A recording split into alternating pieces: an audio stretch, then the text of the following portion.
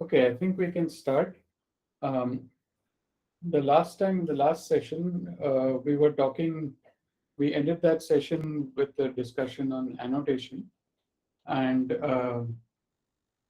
in particular, we were talking about difficult annotation, when experts are required to annotate the data. For example, if you annotate X-rays or ultrasound scans or CT scans, or even pests, some of the pests that we try to detect are very difficult to identify as pests, especially after they've degraded and so on. Right? So often good annotation requires experts. And in that case, you create something called a gold standard dataset, which is supposed to be very accurately annotated. Typically, these gold standard datasets are small because they require experts in order to build them, in order to annotate them. So they're almost by definition small in nature, and therefore they're usually used for evaluating models. They're usually not big enough for training models. Okay? Um, Sometimes what happens is when annotation is particularly difficult, I should also add there are some cases where annotation is subjective, it's not fully objective. You need multiple annotation on the same data, which means that multiple annotators, multiple human annotators are labeling the same piece of data. Um, and when you have multiple people labeling it, this also gives you a way to quantitatively measure the difficulty of the annotation. So if everybody agrees all the time on what the annotation should be, it's probably an easy annotation task. Whereas if there is a lot of disagreement between the annotators, even if they are experts, you expect the annotation task to be a difficult one. So, so the accuracy or the difficulty of an annotation task is measured by something called the inter-annotator agreement.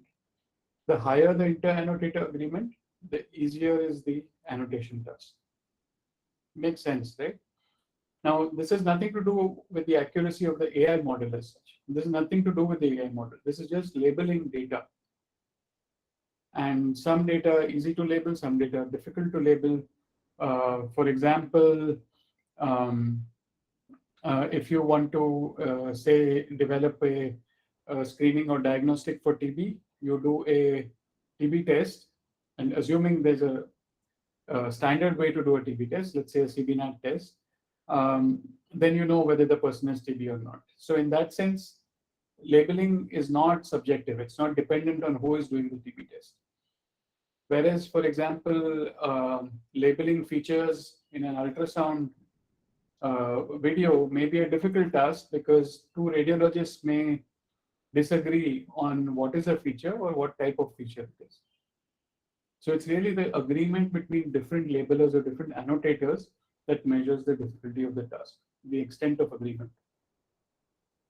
And there are ways. So if you have multiple annotations of the same data label, you can incorporate these multiple annotations into training of an AI model.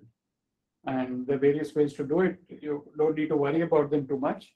There's ways you can aggregate these annotations in some way, or you can change how the AI algorithm works behind the scenes.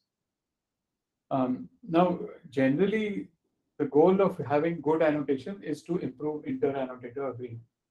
So this is why it's always useful to also have multiple annotations, especially in difficult tasks, because you can actually measure improvement in annotation by saying, oh, my inter-annotator agreement is actually improved. Now, all this is contingent on the fact that the annotators are acting independently. They're not talking to each other and deciding on a label, because that defeats the purpose.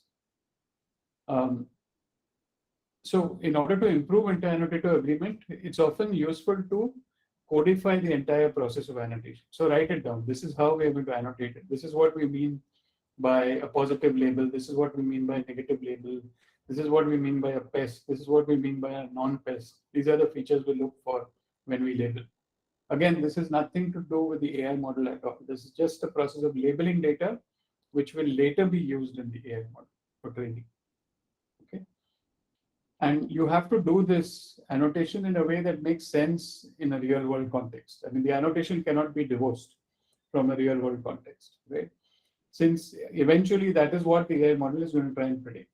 And the AI model is going to be used in the real world. So one very important thing to realize as part of the annotation process is that an AI model cannot be more accurate than the annotation used to train it. And this is super, super important. If the annotation itself contains a residual error, say as measured by the inter-annotator agreement, the AI model is never going to be able to do better than that, because that is what the AI model is learning from. So let's say your annotation involves a measurement of a variable. Classic example in the context of what we do is the anthropometry solution, where we are trying to predict the weight of a baby.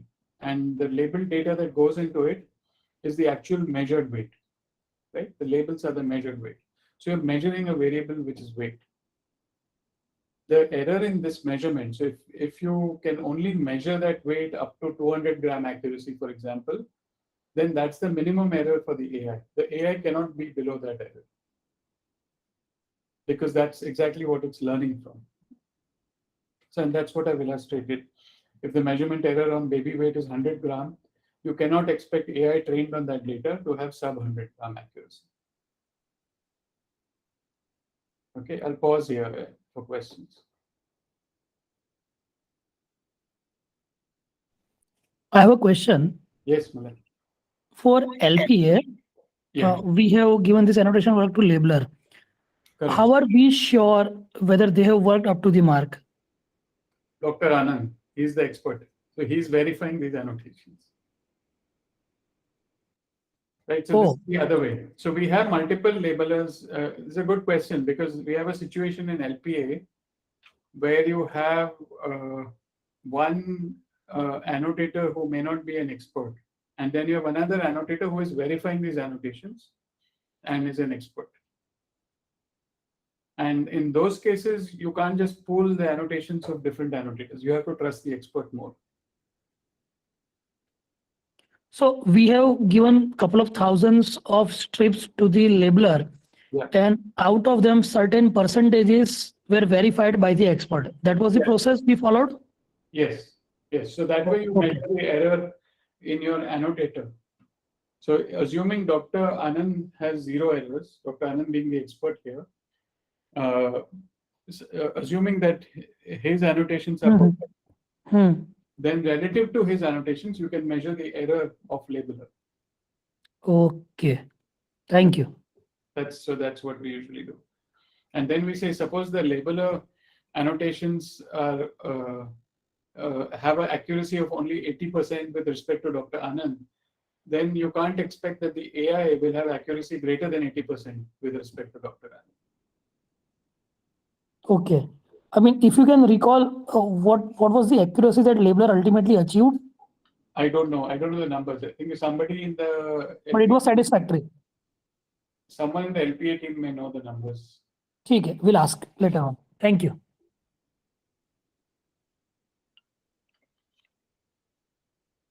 Okay. Any other questions on this? Yes, Nikhil. Just a comment that it's the same story for Cotton too. We have expert annotators against who we compare the output from Labeler or whichever other organization they are giving the jobs to.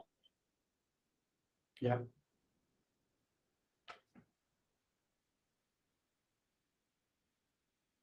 Any other questions?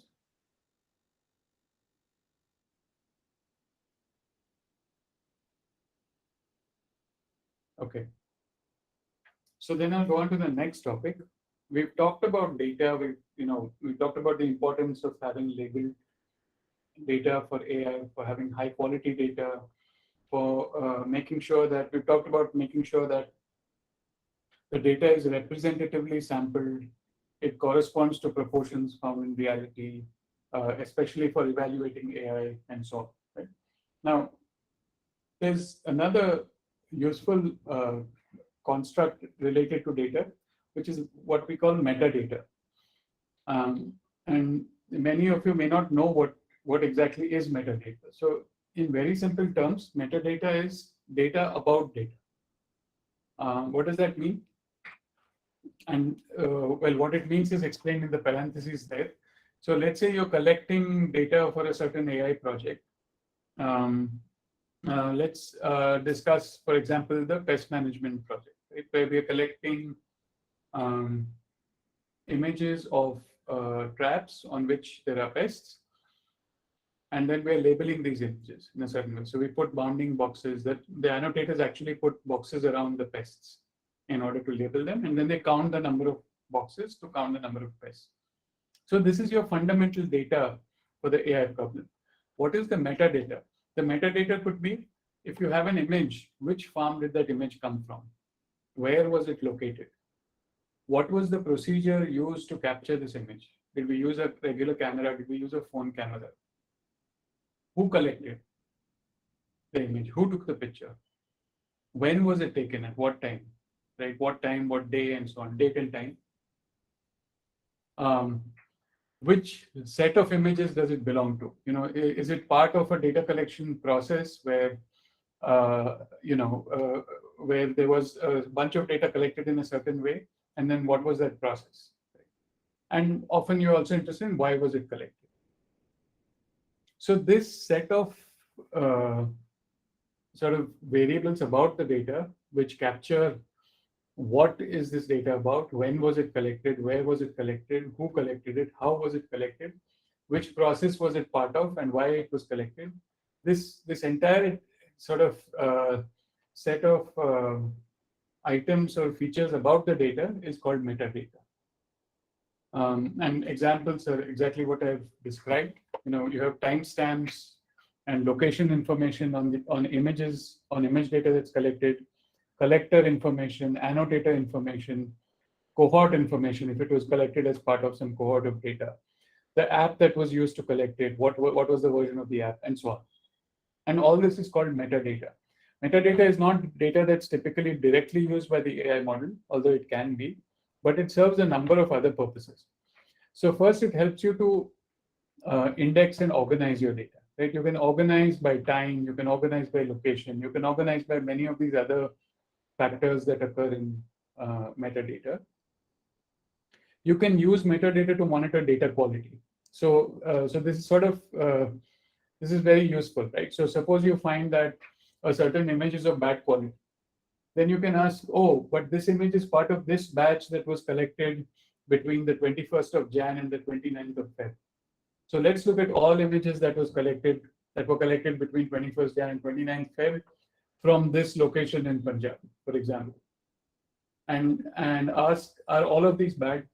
So that could be, you could uncover a reason why the data is bad. Or if you know the name of the person who collected it or an identity, then you can ask, is this person consistently collecting bad pictures? And in that case, do we want to do something about it? Right? So metadata is very useful. It allows you to address questions like this. Sometimes it's also used to train the AI model. So for example, the location information could be a useful feature for the AI model. It's used for diagnosis and debugging of model inaccuracies in a very similar way to monitoring of data quality. So for example, if you find that the AI model is inaccurate on certain images, then you can ask, is it because there was a certain annotator who labeled those images? And is that causing these inaccuracies? So is it some feature that's inherent to the model that's causing it to be inaccurate? Is it something related to the data? Is it something related to the person who labeled the data? And all of these questions become much easier to answer if you have metadata. So is the data too old? Is that why the model is inaccurate? And the only way you can answer this question is if you have a timestamp on the data, which is part of the metadata. The other use is creating evaluation cohorts for the AI model. So for example, you may want to say, well, I'm going to train the AI model on all data that came in until a certain time, but evaluate it on all data that came in after a certain time. And in order to do that kind of data split, you need to know the time. You need to know the timestamp on the data. And that again is part of metadata. Similarly, you may want to evaluate the model by gender and to detect biases. So let's say it's a it's a diagnostic or screening solution, and you want to say, well, you want to ask the question: does this model work better on women versus men? How will I know that? Well, I need to know the gender of the person on which for which this piece of data was collected, right? And that could also be part of metadata. Okay, so collecting metadata is a very, very useful exercise, and this should typically be just done across the board. We should identify early on as part of data collection what is all the metadata that we will also collect. This is why you will also find that the AIML team is often picky about the apps used for data collection. And part of the reason they're picky is they want data to be collected in a consistent manner. The other part is they also want to collect all this extraneous information because that helps a lot later, in downstream analysis. When you want to debug the model, when you want to figure out what's going wrong, etc. So it's important that whatever data collection app you have also collect much of this metadata. Questions?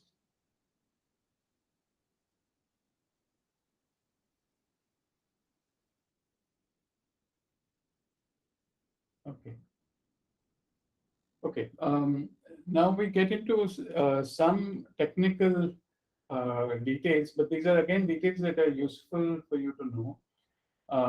Most of this is not work that any of you are going to be doing, maybe some of you in the audience, but you should know what these things mean. So often we talk about data distributions. And what that means, a data distribution is typically the histogram of the features or the labels in the data. So here's some examples of data distribution. Say my data set consists of financial transactions, right?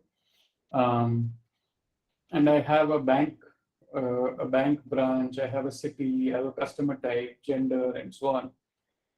Product line, the price of the product, the quantity of products, all of these are various features, let's say. Then you can plot their distribution. So for example, I have 3 branches here and I've plotted a distribution which corresponds to these 3 branches, and it's uniform across the 3 branches. Similarly, you can have other features like what was the month. So when you plot data distributions like this, gender is another feature, right? So let's say you call male 0 and female 1. In this data set, by plotting a distribution, you know that both these features have roughly equal, both the genders have roughly equal proportions. And there's a good way to diagnose biases. If they didn't have equal proportions, then maybe you should be worried about biases. So AI scientists will often plot these distributions in the beginning before they start a project, just to see if there are any obvious biases in the data. Because if there are biases in the data to begin with, that may cause problems in the resulting AI model.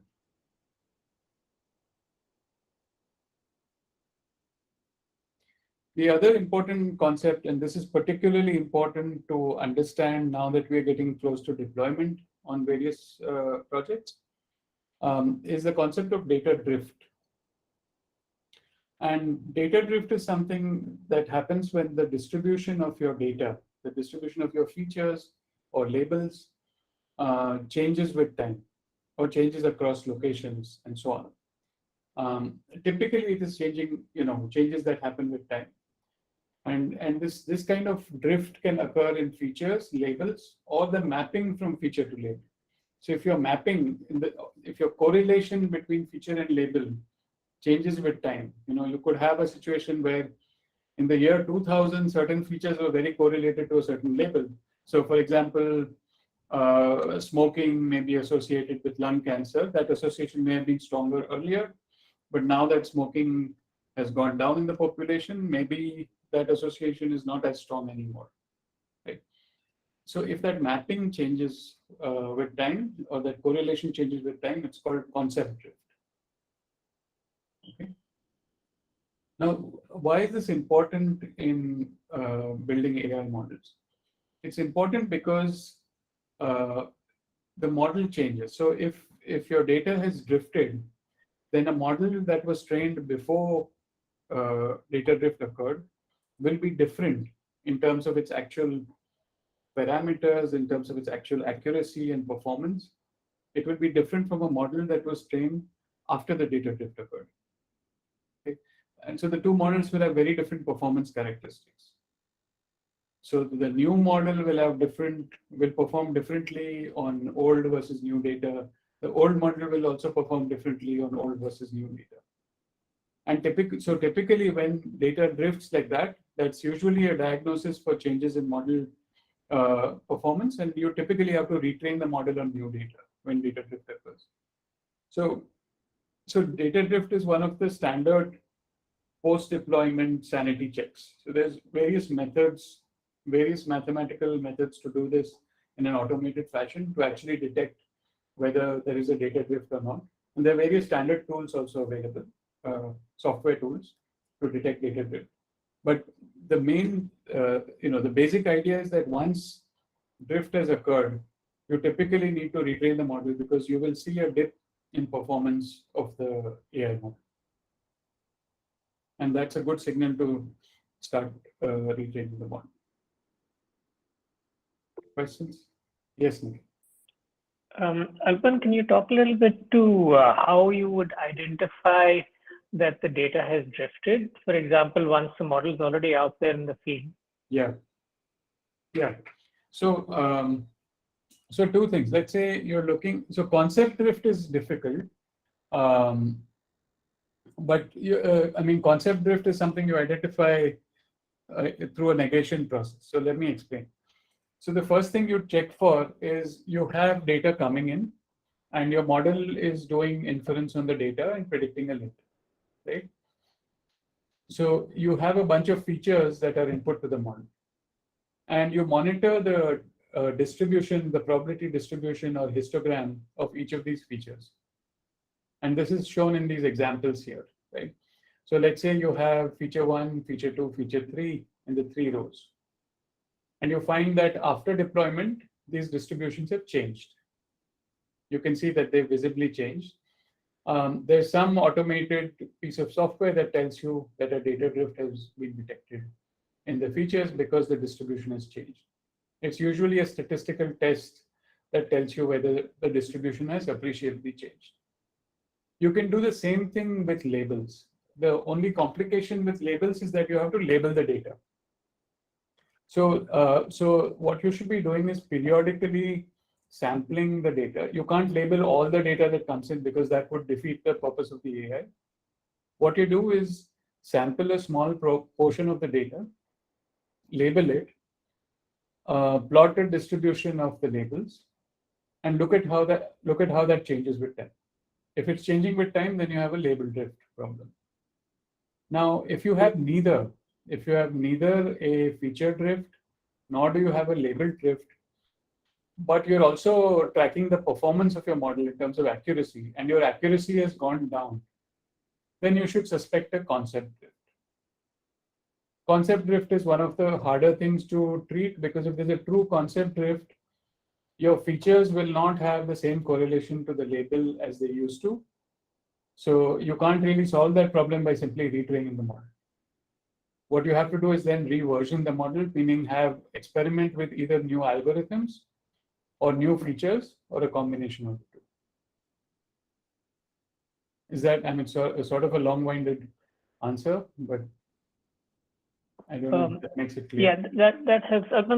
How would we do this where we don't have access to the data? So where the model has been deployed, for example, on the phone that does not have net connectivity. Would you deploy this tool along with the model and show the user an output of lower confidence?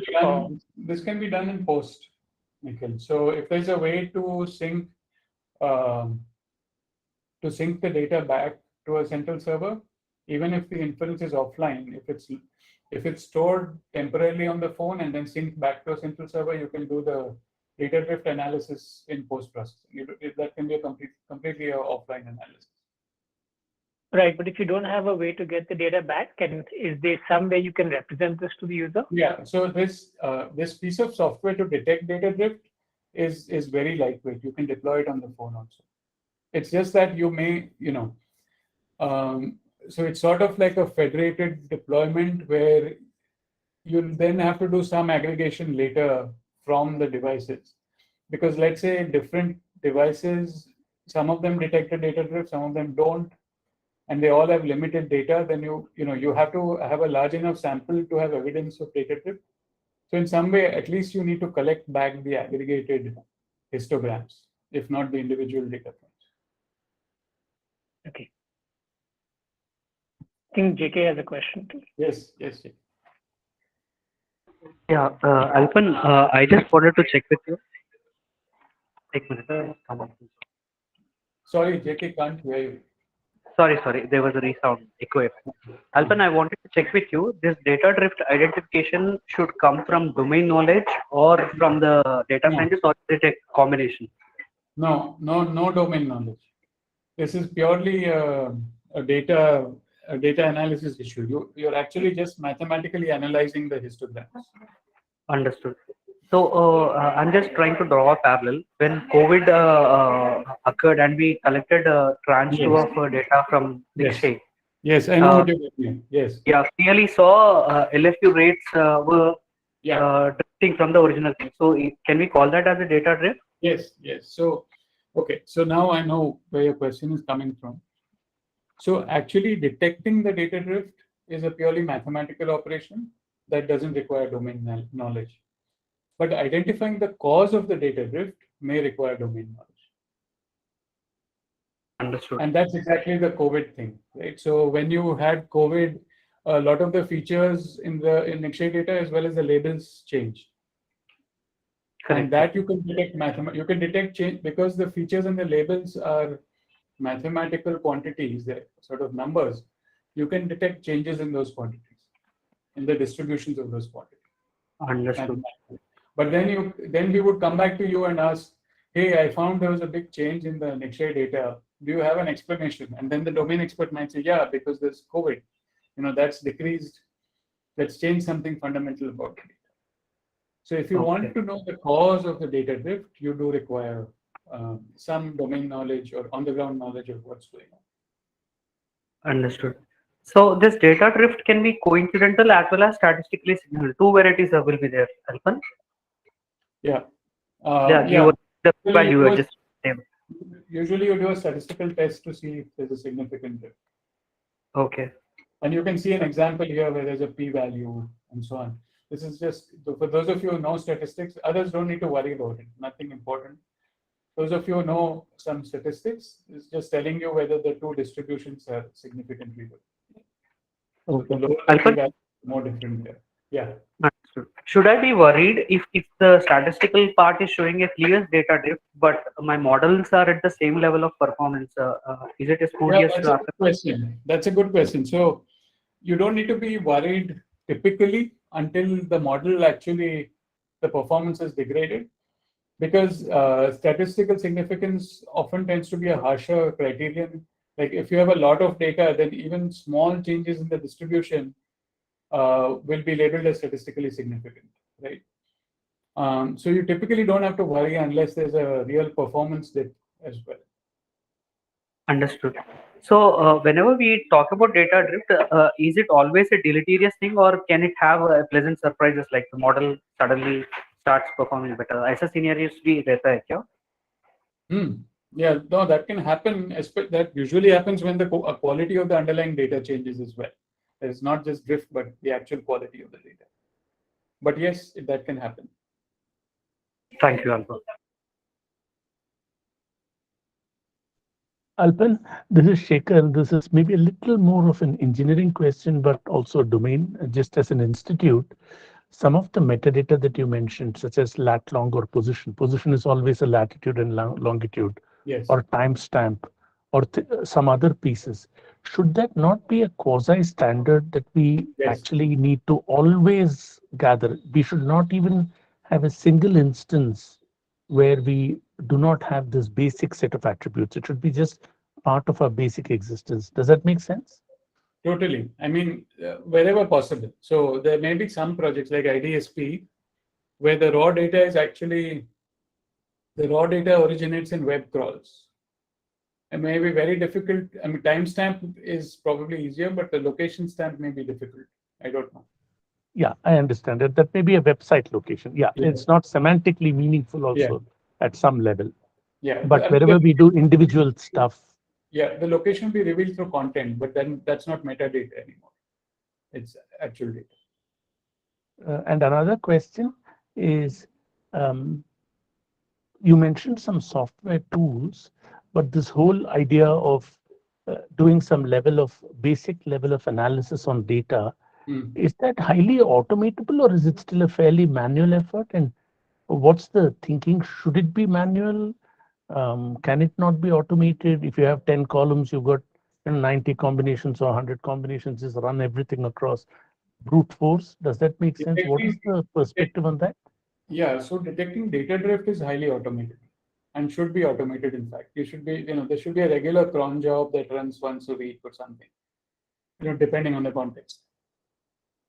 Other types of analysis, certainly partly automatable, may not be fully automatable.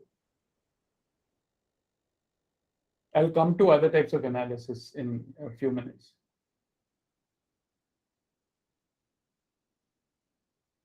Thanks. Yeah, so this is the other type of analysis that I was mentioning. It's something that goes by the term EDA, or exploratory data analysis.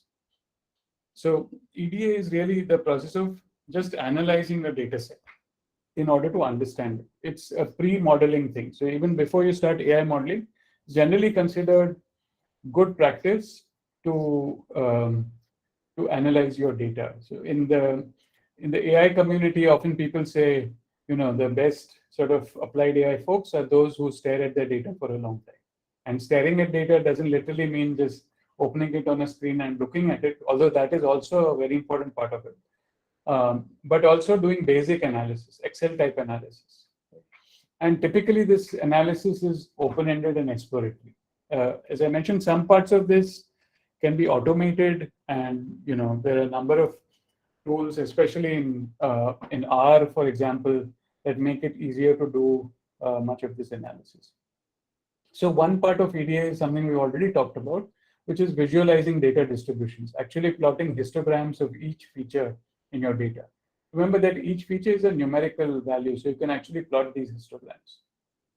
There are other aspects of EDA. One is, again, we've talked about analyzing the quality of the data, the completeness, what is the percentage of missing values in every column of your data, things like that.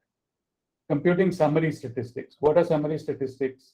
Average, median, mode, standard deviation, range, things like that. Max value, min value, stuff like that. Slightly more complicated, doing outlier analysis. Outlier analysis, again, very healthy type of analysis to do. You want to see if there are particular rows in your data that are very different from the other rows, right?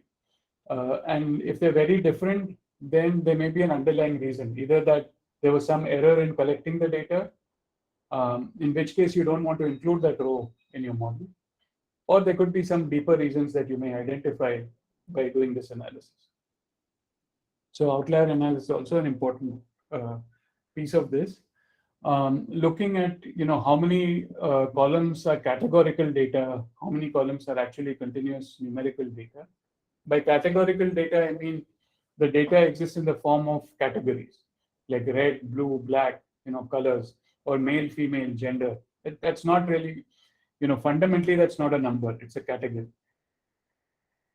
right? So that's also part of EDA, analyzing the various proportions of categorical data, proportions of continuous data. All of this gives useful information to the AI modeler. Computing correlations, just raw correlations between each feature and the label. That sort of at least gives you an initial sense of importance of each of these features. There's also mutual information analysis, which is an extension of correlation analysis. You don't have to worry about mutual information if you haven't encountered it before. You can look it up on Google. If you still don't understand, don't worry. It's just think of it as correlations. So the basic purpose of EDA is to understand the characteristics of your data set and what its limitations are, biases, limitations, and so on. It also provides important clues on the type of AI model you're going to build later. Okay. And any further processing that needs to be done, any feature engineering that needs to be done, any transformations that need to be done. All of these aspects are identified through EDA.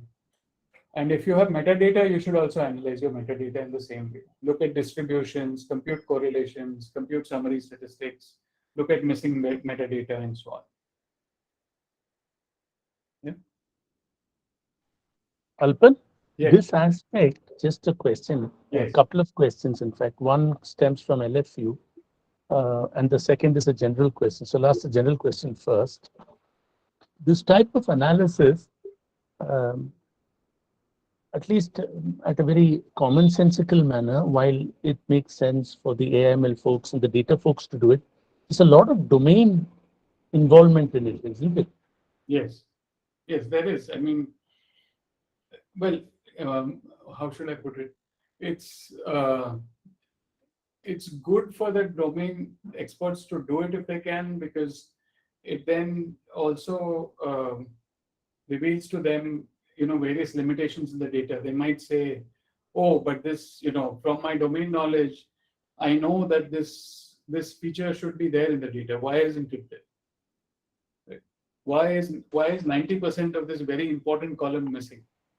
And the AI scientist will not know that this column is quote unquote very important. The very important part is only something that the domain expert will know. So from that perspective, it's good for this analysis to happen upfront. And I think COPAR, sorry, just one sec, GK. As an organization, we need to, as part of the way we do our projects, there must be a little more maybe formalism just in terms of this phase to ensure there is sufficient detailed analytical activity that takes place not only from the AML folks, but also from the domain folks, so that some of their conversations as it relates to impacting the underlying operational systems that collect the data can be better informed rather than it being something magical and mystical. That's just a histogram. That doesn't speak much in terms of, domain folks. Domain folks, in my observation, it will be valuable for them to be deeply engrossed in understanding the data, because that reflects a lot about the underlying system as well. Yes, yes. And I can't overemphasize the importance of staring at data. To get an Excel spreadsheet, don't just pass it along. Open it, look at it, spend time on it. You'll automatically see certain patterns. I sincerely second what Alpan says. As a practitioner who started his journey in AML in 2016, this was extremely valuable. I was alone, and so I did a lot of that. The second piece, which is my second part of my question, is I do in the categorical variables. It is even more important for domain, because sometimes, as I understand in LFU, and it could occur in other areas also, the same category, because operational IT systems sometimes do design hacks. They do all kinds of funny things because, of various reasons. Maybe the programmer made the wrong decision. Nobody thought about it. So sometimes the same category can contain information that actually is representative of more than one semantic. So what that means is, just as a very crude and extreme example, within just a category associated with a human being, you may put M for male, F for female, X for transgender, and then in that same thing you may overload it and saying L for light, H for heavy. Yeah. So this is a category that is actually not a nice pure category. And this is a very stupid example and therefore easy to discern, but this could be very nuanced and medical term related, where you can disaggregate and just out of convenience, and the domain or the IT person just bunched it all together. Yeah. You may want to break one category actually into multiple categories because a lot of information is stored in it, isn't it, Alpan? Yes, that and even simpler things like errors in the data can be easily diagnosed. So, for example, if you have a poor data collection system, which is largely manual, and say weight and height get mixed up and they're adjacent columns, and you don't have units, it may be difficult for the modeler to know that this is actually height and not weight, but the domain expert may immediately pick it up and say, this doesn't look like a weight to me. So in this phase of the project, there must be explicit and formal and thorough participation from the domain and the analysts. Analysts can also do some work, domain can do work, and of course the AML folks. But I think sometimes we miss it out, and then these errors or the complexities get carried into the modeling phase, isn't it? Yes, yes. I think at the very least, even if quantitative analysis can't be done, the moment we get through our ingestion systems, the moment we get a data set, if it's a tabular data set, it really makes sense to stare at it. The first point of contact must stare at the data set and make sure at least looks reasonable to him or her before passing it along. And not just forwarding it to somebody. Yes, and not just forwarding it to somebody. Yes, I think this is a very important culture and behavior and action shift. If I'm anywhere in the domain, if I get any data, even if it is image, I must look at least, I mean, the way I think about it, if I get 1,000 images, we should look at. We should look at all the data, look at it and max, min, understand it. Does it look nice? Is it okay? And if there's some training needed for this, we should do that also. Also, if any tooling we need to build, we can consider that. I think Malay has some questions. JK, just a minute, I think, Malay. Yes, Malay. So feature engineering, I'll talk about it. It's basically the process of doing transformations, mathematical transformations on the data. And I think your other question is, how do we conduct EDA? Do we have any SOP? Has program team, domain experts collaborated at this stage? Typically, how long do we do it? Okay, so we don't have an SOP, and we should have at least some minimal aspects of EDA formalized and defined. Unfortunately, there's a lot of variation from dataset to dataset. So to begin with, at least it'll be good for AI/ML and program to discuss this together on what type of EDA should be done for that particular dataset. But certain aspects we can certainly automate and define. So there's no SOP. I don't think much collaboration has happened. I know in some projects there's been collaboration, but it's certainly not something that we practice regularly as an organization. How long is again variable. It's very variable. It depends on the project, but it can range from a few days to a few weeks. Oh, so it can take up to a few weeks also. Depends on the kind of analysis you want to do. Yeah. Okay. And sorry, I am again not clear on feature engineering. Can you give one example of the transformation? Yeah. We are going to do a lot of that. I'm actually going to talk you through examples. Okay. At a very minimum, I think as an institute, one thing that we absolutely must do is, as soon as we get data, even in a very syntactic manner, without necessarily understanding the specific steps, program and AI/ML teams must co-engage. What Alpan said, the first mistake that we do is we just hand over the data and forget about it. That's wrong. So that should change. Second, the program person must be deeply engaged and sitting down and saying, look, can I start looking at the data along with you? What is your early analysis? Can you teach me a little bit as to what you're doing so that even I want to participate and make sure that my domain aspects come in? Asking these questions is a starting point. The specific details of what we will do, etc., is a matter of detail. There may be a lot of automation, etc. That's not important. But not having a level of engagement and interest, because if we really understand AI being data centric and data dependent, and the data encapsulates domain centric information, then ignoring it when we get it and expecting a team of scientists to uncover things in it which will be so obvious for domain people to know, except they're a little scared or a little afraid of looking at it, or what is it, difficult tools. I think we should just shed all that inhibition. So at a very minimum, when a project starts, a co-agreement, a co-involvement between the AML and the program team is a minimum.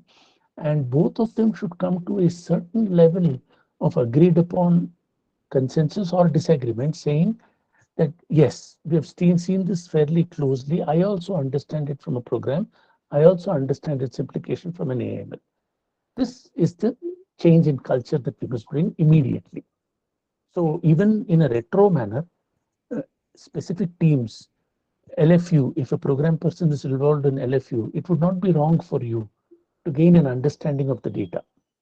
At least you should know what are the 50, 60 columns. At least you should know what the interpretation of that is. All that is a very, very basic step in problem solving for us. Because then when you go to your customer, you are better equipped rather than being in a position where it's a coordinating or a slightly superficial type of role. Now you can start discussing with them a little more in detail. You are coexisting with customers. So if a Dr. Mattu comes and says, what is this? You're doing nothing. You say, look, we did this data analysis. So here is the information, rather than waiting for AIML to produce a report. That's not the way we should work.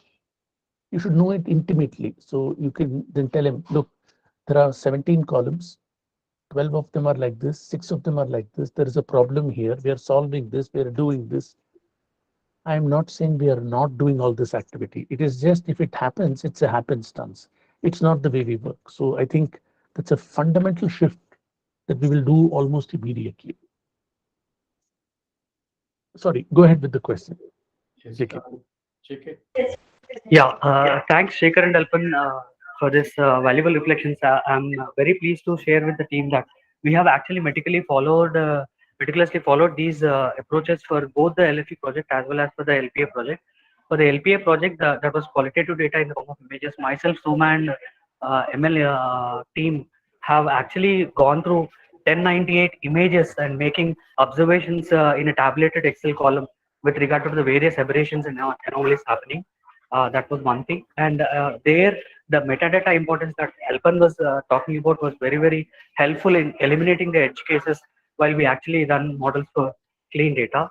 And drawing a parallel to the LFU, whenever the data comes, the data is usually handed over via a secured uploaded link. And that is the custodian is Akash, and then he releases access to the program and the ML folks. And we actually have extensive discussions, multiple rounds of discussions on getting clarity on the Nikshay data dictionary, whatever data set that we are doing it before even diving into the exploratory analysis. We ensure that everybody is on the same page with the understanding of the different features and labels. And we have done that with Jitin in April. And again, we have done an iteration of the same with the other ML folks in November, December, because we had newer data coming in with different formats of registers. So understanding the data dictionary is one thing, and collaborative activity upfront with the program and ML folks, even before deep diving into EDA and ML experiments is very valuable. We also did EDA for understanding retrospective data analysis correlations between LFUs and depth. Though they were not statistical tests, we still computed them on the available data set. So these processes are happening in a very active consultation mode, Dr. Shekhar. Just wanted to reflect the same. Very good, JK. Then I have a couple of observations then. Let's socialize this a lot more. And let's also make sure that whatever you do is documented. In other words, when you do a metadata, when you do a analysis in terms of understanding the data structure of an underlying database, it would be useful, having put all that effort, to have it documented and have a proper, with a change control log and everything, so that it's a living document. This is unrelated. Alpan, I'll just take 1 minute, then I'll hand it back quickly. One of our challenges is we do a lot of work and it vaporizes very quickly. So the new person coming in often starts off without any knowledge of past work, and that's wrong. That's just fundamentally flawed. We cannot put either the new person or the institute at risk because we have no organizational memory. So it's extremely important. If I'm joining new into the LFU team, this is what, let's say I'm a program person in the LFU team. This is what I would ask, and this is what I would expect. I would ask, give me all the material that you have created so far. I want to go over every page. If I've not asked that question, I've not done my job properly. Fundamental flaw. Counterparty, if you have, as the institute, if you have not stored information in a manner that is easy for me to go over, then you have not done your job, institute. So the closure is only attained when we have a systematic, scaled way in which we can create an impact. So tomorrow, if somebody is unwell or maybe even leaves the institute work should not suffer because the institute has the ability to remember everything that it has done. Now, that applies to everything we do, but I just wanted to make this point because often when people go and meet customers, in my humble observation, people may not be well prepared because their past knowledge is not sufficient. The first 2 weeks before you go meeting a customer should be reading, learning, thoroughly understanding what has taken place, because otherwise you are doing a disservice to all the hard work that is put in by either current incumbents or earlier people who participated. It's not fair to them. You also would not like it that somebody who comes in doesn't look at all the material, get into it in detail, understand. Nobody's saying you need to understand the AIML algorithm, but a good understanding of what has happened is a prerequisite. It's a mandatory prerequisite before you go meet somebody outside. And naturally, neither is the institute perfect in documentation, nor am I, as the new person coming in, intelligent enough to understand everything. So if you don't have questions, that means you've not read it hard enough. You must have questions. That's the first indication that you're learning something. If you don't have questions, that means you've just seen it superficially. Very simple, common sense observations, these are, but it's very true. So if you're not fully in line and thoroughly understood all aspects of the project, stories, background, what happened, who met, what was the, don't come in as though it's a point in time T, because it is not. The point in time T is a consequence of 6 months, 1 year, 2 years of things that have occurred. Don't judge also wrongly. Obviously, you will find errors. Don't immediately say, hey, what is this stupid thing? You must respect the fact that the organization was in a certain state, maybe 2 years ago, 3 years ago. It's evolving. These things cause a very good way of working. I cannot overemphasize this. Sorry, Alpan, back to you. Yes, I agree. And in fact, I would say even on the AIML side, we're not doing enough EDA. I'll actually come to this in the next slide, which is this whole area of unsupervised AI. Now, in a very crude sense, unsupervised AI, again, let me backtrack a little bit. So when you have features and labels, and the AI is learning to map the features to the labels, that is what we call supervised AI. Unsupervised AI is where you don't have labels, you only have features.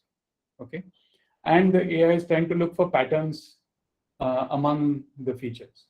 Okay, so unsupervised AI is actually a type of EDA that involves discovering patterns and groupings in unlabeled data. Right. So, for example, you may find that patients need TB positive patients, for example, have some clustering or some grouping that they tend to have similar features. So, whereas TB negative patients tend to have a different set of features, and they group in a different way. And you can actually do this analysis without even knowing whether they are TB positive or negative. You just group the patients by their features and ask all those who have similar features who are in one group, all those who have similar features to another group are in another group, and so on. Right? Now you can, now let's say you have a new patient. All you have to do for the new patient is to ask which of these two groups is that new patient more similar. And you've classified, you've sort of predicted that that patient has TB or no TB, just because of similarity to a certain group. So this way of predicting is unsupervised AI. And this way of assigning people to groups or assigning data points to groups is called clustering. Okay. So this is saying exactly what I'm talking about. A new datum can be assigned either to a pre-discovered group or pattern, or assigned to a new group. And so you've actually enabled classification of this new datum without any labels. and this is called unsupervised AI. Unsupervised AI also involves dimensionality reduction. So let's say you have a very high dimensional data set with a lot of features, and you can actually reduce it to a low dimensional space. So there are various ways of doing this. I think this gets slightly complicated, the dimensionality aspect of it, so I won't go very deep. But the examples are what I've mentioned. You can cluster data by the similarity of their feature values, which is called unsupervised training. And then the features of a new datum can be analyzed. The new datum can be assigned to an existing cluster, which is the inference process here, or a new cluster, which is what we mean by outlier analysis. So if it's assigned to a new cluster, that means it's an outlier with respect to the existing clusters. And there are various techniques. It doesn't matter how they work. These are just names at this point. It's okay for you to just know these names. There are various techniques for doing this clustering. There are also techniques to create lower dimensional representations of the data. Again, we don't need to get into that at this point. There are models, there are so-called unsupervised AI models that go well beyond what we generally mean by exploratory data analysis. Again, this is somewhat beyond the scope of this training, but there are these encoder decoder models, embedding models, and so on, which I again won't get into unless there are specific questions. Alpan, a quick question. Can you give a simple definition or example that's simple for all of us to understand on just what this dimensionality means or what it means in an AI context? So what you mean the dimensionality reduction part? No, just what is dimensionality all about? Yeah. What does this mean? Yeah, so dimensionality simply means number of features. As simple as that. So so if you want to represent, let's say you have your rows corresponding to individuals and your columns in your tabular data set corresponding to features, then the dimensionality of that individual data point is simply the number of features. So it's the number of columns that Number we of have, columns. if you will. Number of columns, yeah. And the dimensionality reduction techniques are often used. I mean, there are many uses, but one of a common use is to simply visualize the data. So there are these methods that collapse these high dimensions, high number of features to a small number of features so that you can visualize the data. But often that also means throwing away information. And then there is a lot of research into how you can do this while throwing away a minimal amount of information and so on.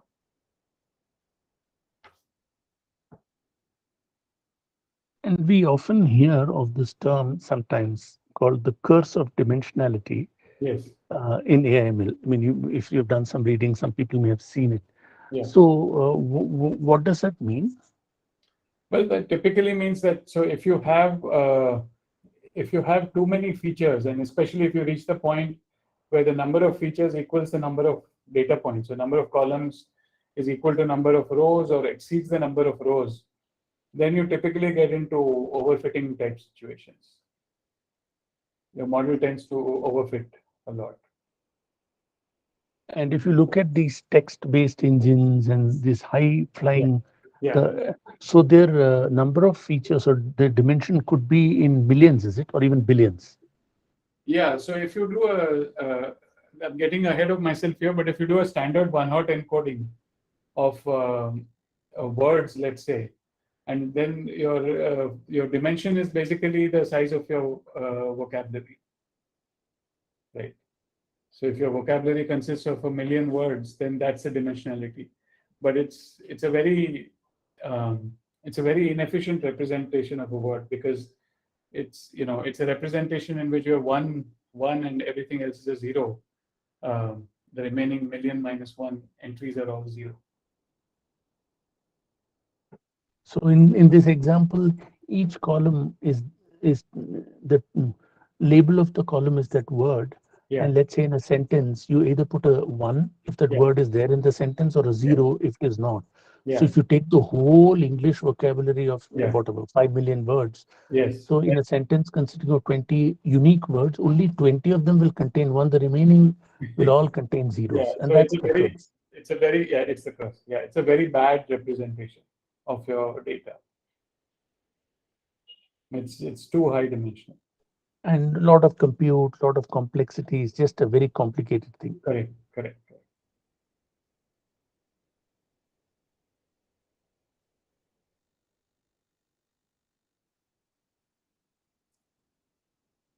Okay, so this brings us to actually there's a good segue into feature engineering, and this is a natural.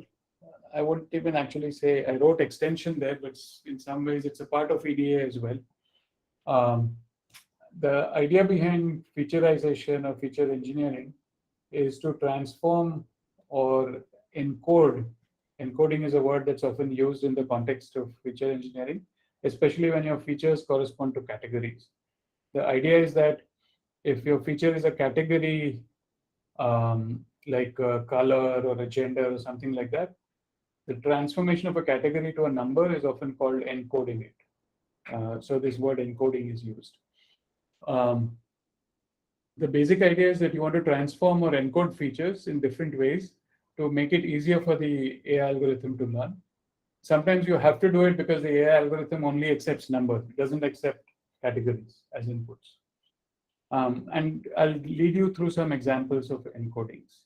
So I'm not going to talk about the examples right now. I think in the next slide onwards, we'll actually walk through a few examples. This whole process of feature engineering, we've talked about it in the last session as well. It's more commonly used in the context of the older or classical machine learning models, and also more commonly used in the context of tabular data. On the other hand, when you have deep learning models which are trained and applied on multimedia data like images, video, raw text, or audio, and so on, they rarely require complex feature engineering, and that's because this is actually one of the great advantages, touted advantages of neural networks, is that they do the feature engineering automatically for you. The human doesn't have to do these transformations. The neural network itself does it. And in the early days, this was considered one of the big advantages of neural networks over classical machine learning methods. Classical machine learning models are often very sensitive to how you do the feature engineering. So if you do the feature engineering in one way, you will get one result in terms of accuracy. If you do it in another way, you get a different result. And so designing the right feature transformations is somewhat of an art in the context of classical machine learning models. And like I've said before, some companies, in fact, had a role called feature engineer. And this person's job was simply to do these transformations that would make it easy to build good machine learning models, good AI models. Now that role largely doesn't exist anymore. Mostly, primarily because of the advent of deep learning models. Now, there's also the process of selecting features called feature selection. Is this process of selecting the most important features for predicting your outcome or label. And sometimes this is part of the feature engineering process. More often, it's an outcome of the AI modeling process itself. So you use all your features to build an initial AI model. Then the model actually tells you what features were most useful for predicting the outcome. And then you just retain those features. And that's called feature selection. Then you can iterate this process. So you just retain the features that were most useful, retrain the AI model. Oftentimes you get improvements in accuracy by doing this. So this feature selection is really a process of removing features that don't contribute much to the prediction of your outcome, and in fact may only add noise to your prediction. So this is an important part of AI modeling, because it sort of it helps you build a better model, and B, because you're using a smaller number of features through feature selection, You also, you don't have the danger of overfitting model. You're also using less data, so that your processing times and all that are much faster. So here's an example of feature engineering or featureization. As I've said before, in AI algorithm or the code for an AI algorithm requires that all features be represented as numbers. So what do we do if a feature is actually a category or a categorical variable? So here's an example I have on the left. You see there are various features that I've labeled feature A, feature B, and so on. And there's a feature called feature X, which is basically a height feature, height of the individual. And the height is just represented by 3 values, short, medium, and tall. It's not represented by the actual height measurement. And then there is some label that you want to predict, 0 or 1. 0 may correspond to, I don't know, it could be anything, like whatever correlates with height. It could be some stunting disease or anything like that. Right? So you're trying to predict that label, the AI is trying to predict that label from the various features. And one of these features is a categorical variable. So how do you represent this categorical variable? So I'm going to give you different ways you can do this. One very standard way that is often used, it's sort of the most common way of doing featureization, is called the one-hot encoding. And so what I've done in a one-hot encoding is I've taken this feature X, and because X takes 3 values, short, medium, and tall, I've actually split it up into 3 columns, which I call feature X1, X2, and X3. Again, I'm going through this exercise not because you will have to do this, but you should understand what it means. It gives you a flavor of what is happening when people talk about doing these encodings and so on. Because this often comes up, especially in tabular data problems. So I have this feature X that I'm splitting into 3 columns, X1, X2, and X3. And what do these columns mean? So X1 will be 1 if the person is short, X2 will be 0, X3 will be 0. On the other hand, X2 represents the medium value. So X2 will be 1 when the person is medium. X3 will be 1 when the person is tall, and otherwise 0. So I've converted this short, medium, tall type of featureization into a 1, 0, 0, 0, 1, 0, 0, 0, 1 type of featureization, which are actually numbers. And I've retained all the information you had in the original featureization. So I can go back and reconstruct the original featureization from this, provided I know the semantics that 1 is short, 2 is medium, and 3 is tall.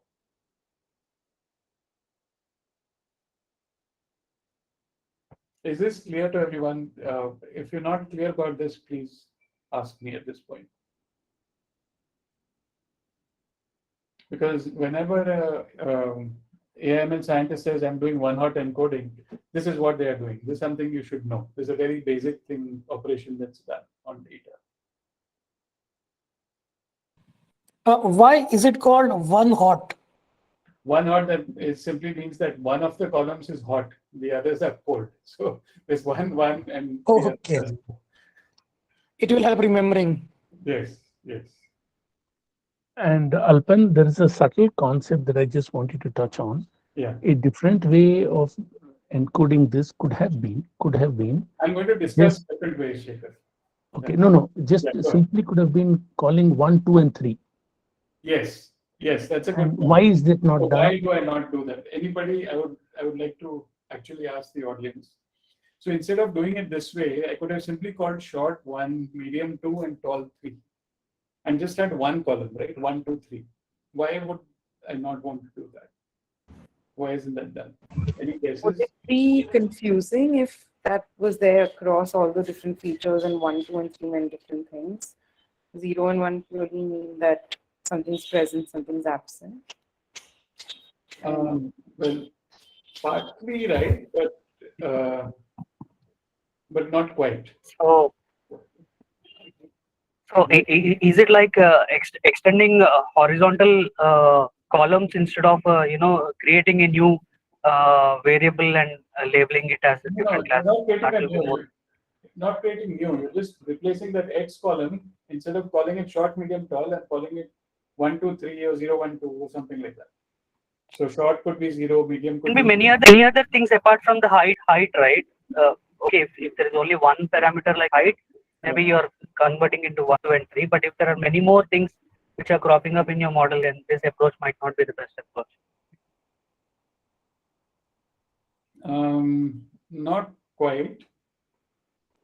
Actually, Actually, I we are think increasing the work, no, what JK? a good example to choose for that, because these categories actually have a natural order. But in any case, the problem with 1, 2, and 3 is that you're actually assigning a value to those categories. You're saying short has a value of 1, medium has a value of 2, and tall has a value of 3, and one is greater than the other. Whereas there is no such value semantics in the data. Imagine if it were red, green, and blue, and red was 1, green was 2, blue was 3. The model, the AI model would think, oh, red is less than blue and blue is less than green, because red is 1, blue is 2, and green is 3. Plus, it is less by the same amount, because 2 minus 1 equals 3 minus 2. So it would make all of these, while learning these mappings, it would tend to make all of these inferences in the background, which is not what you want the AI model to do. You want them to treat all categories. You want the model to treat all categories at an equal footing. And that is why you have to do this columnar expansion. Can't we use alphabets like S, M, T? Or the model understands only in the language of Numbers. like numericals, 0 to 9. Numbers. Only numbers. Okay. It will internally convert to numbers, and you convert them maybe to a way that you don't like if you set them as characters. Maybe a way that doesn't make sense actually for the model. And that's why it's best to explicitly encode them in this way so that they have an equal footing. Okay. So here it is extremely clear that 0 means it is not short, 1 means it is short. Clear So categorization. One in the first column means I mean first column. yeah. So 0 would set that reference value also for 1.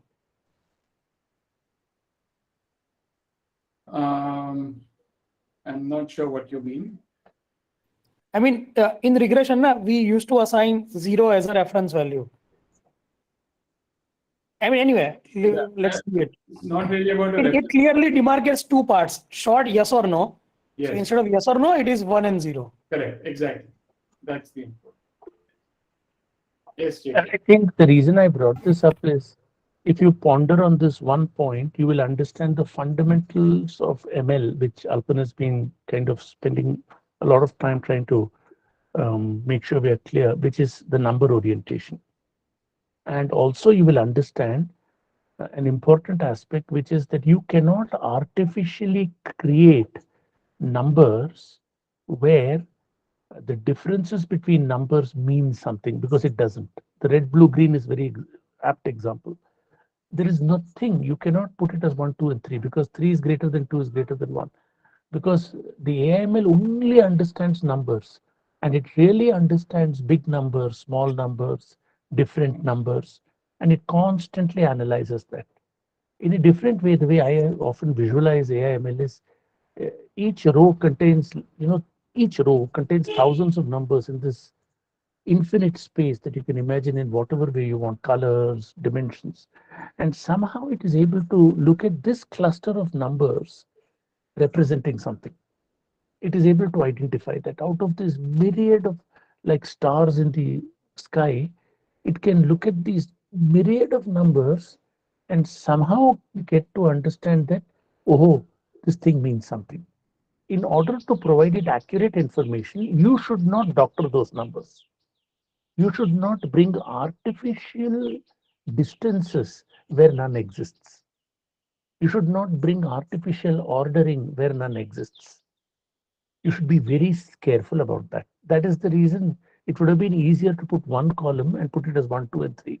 Why make 3 columns and make it 0, 1, 0, 1, 0, 0, 0, 0, 1?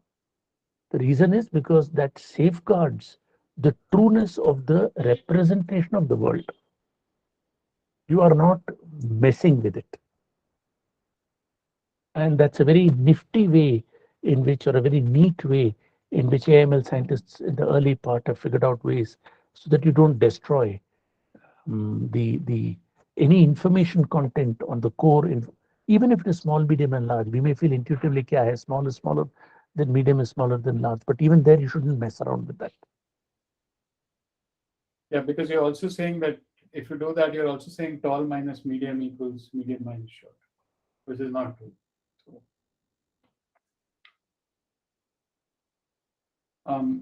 I also wanted to mention that this word encoding actually has a history in codes and ciphers. Because often when you wanted to, in the world wars, for example, World War II especially, people wanted to send messages by secret code. The words would be encoded as numbers. And so that's where the term encoding comes from. That, when you have categories or words, you sort of transform them into numbers. Now, so we've talked about the one-hot encoding. The nice thing about this one-hot encoding is that it preserves the information that was present in your original feature. Like I just said, you can reconstruct back the original feature from the set of 3 numbers, right? And that's why it's the most commonly used type of encoding. But it has one severe limitation, which is this feature explosion or curse of dimensionality.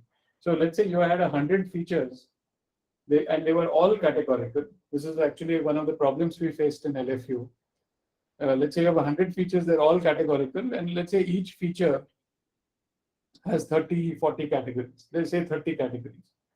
Then each of those features is represented by 30 columns, and you have 100 of them. So suddenly you go from 100 columns to 3,000 columns. So your data set becomes very large, and you run into problems of loading your data in memory. You run into problems of overfitting and so on. This is called, curse of dimensionality, or also feature explosion problem. So because of this issue, there's sort of other encodings that are also often used. And what I'm going to do is, I have 10 minutes left, so I'll just walk you through these examples and then we'll stop.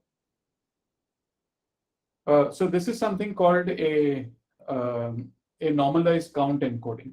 So in this case, you simply encode by the number of times that category appears.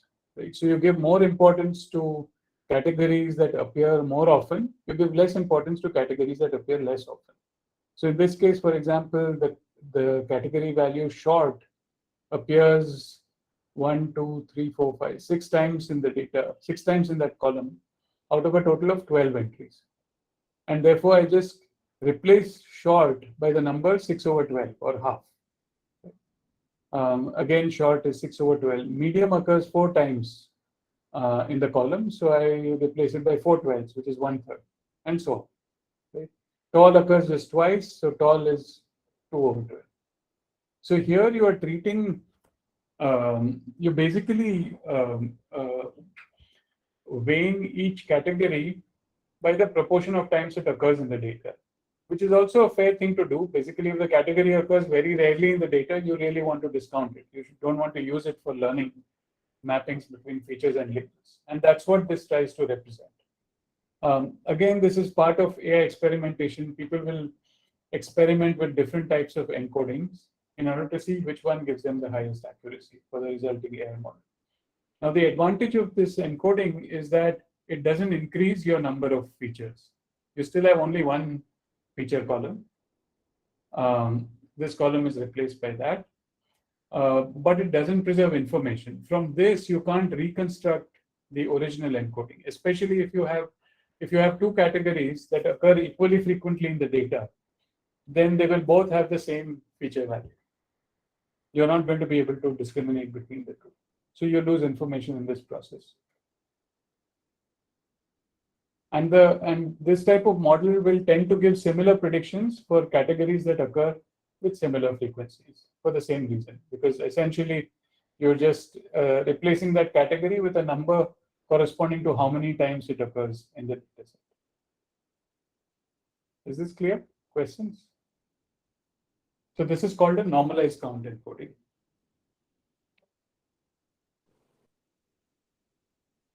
And the last type of encoding I want to discuss, which is often quite powerful, is what's called the target encoding. And this is also an encoding where the number of columns remains the same. So there's no feature explosion, but also doesn't preserve information.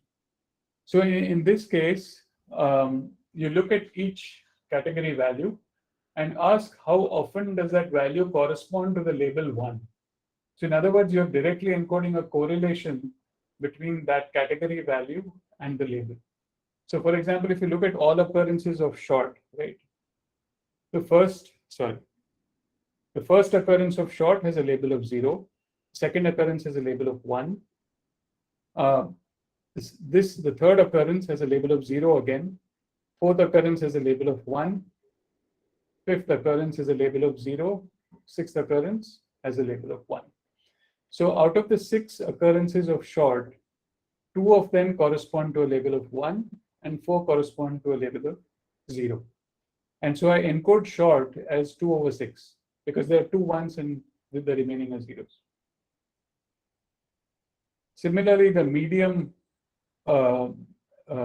category occurs 4 times. First occurrence has a label of 1, second occurrence is a label of 1. The other 2 occurrences have a label of 0. So it's half and half. And so I encoded it as 2/4 or half.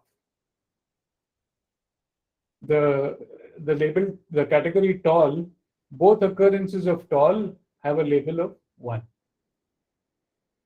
And so I encode it as 2/2 or 1.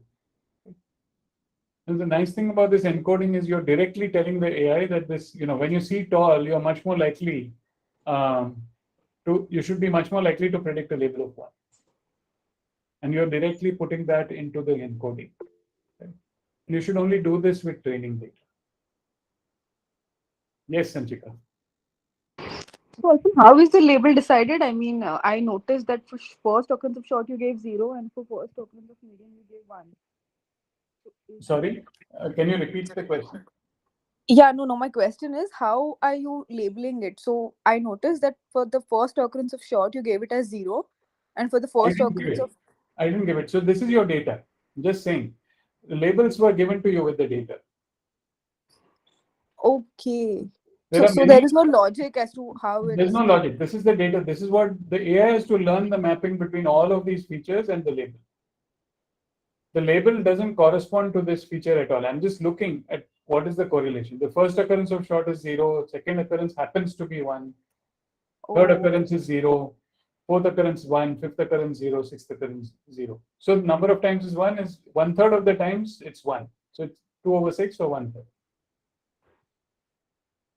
Oh, sorry. okay. So that's the way you then end up encoding it. And this is often a very powerful featureization or encoding that's used because you're directly giving the AI information about the label. Now when you do inference, obviously you don't know what the label is. So you have to give it the same label. You have to do the same encoding that you used for the training set.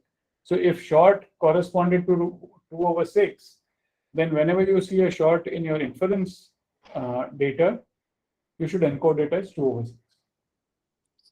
Okay. Understood. Yeah.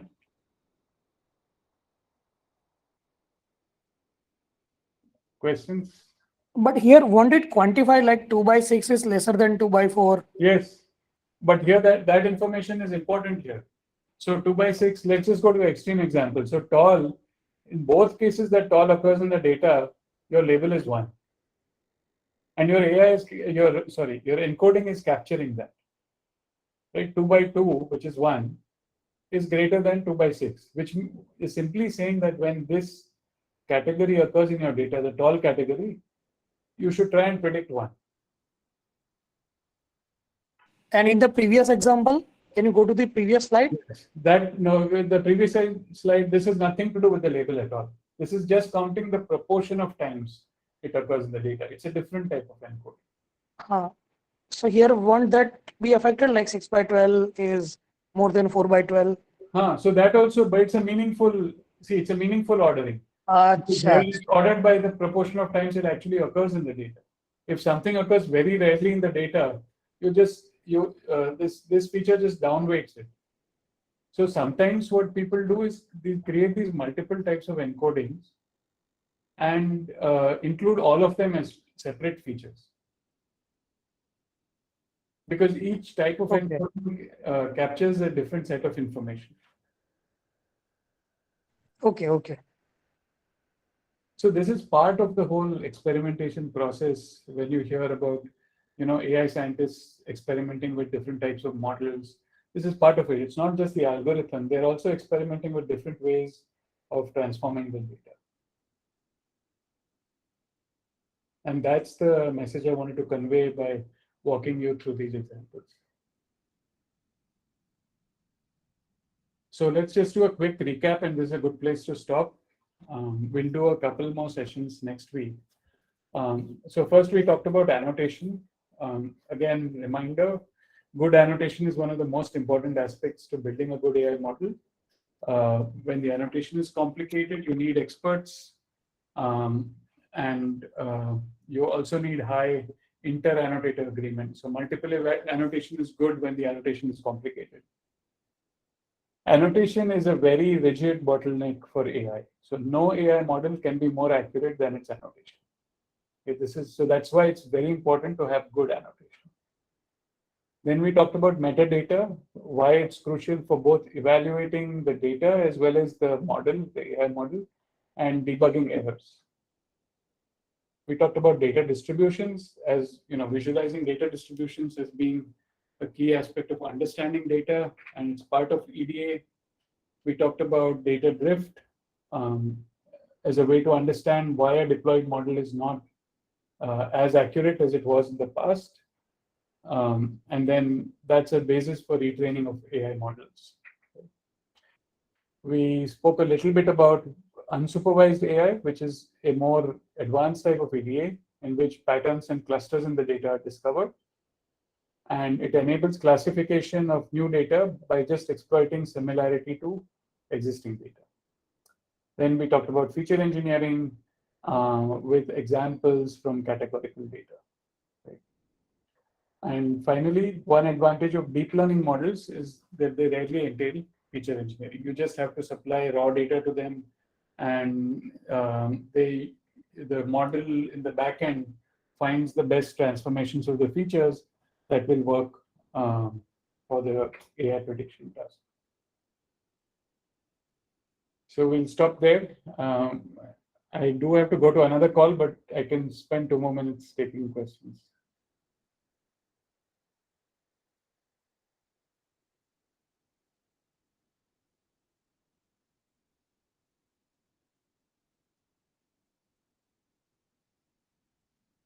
Okay. Thank you, everyone. Have a good weekend. We'll continue next week. Thanks. Alpan. Thank you, Alban. Thank you, Alban.